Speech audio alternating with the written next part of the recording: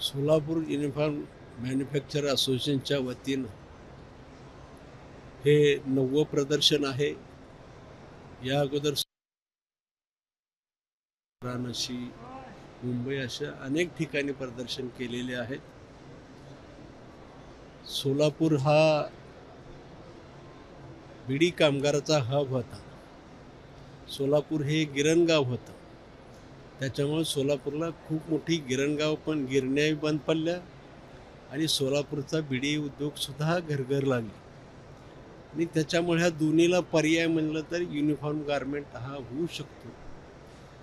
Textile मंत्री असताना या लोकांची व्यथा ऐकली आणि त्यांना मार्केटिंगची प्रदर्शनाची सूचना दिली आणि त्या दिवसापासून हे प्रदर्शन सुरू आहे. आणि आता सोलापूर हे युनिफॉर्म गारमेंटचं हब होऊ पाहत आहे.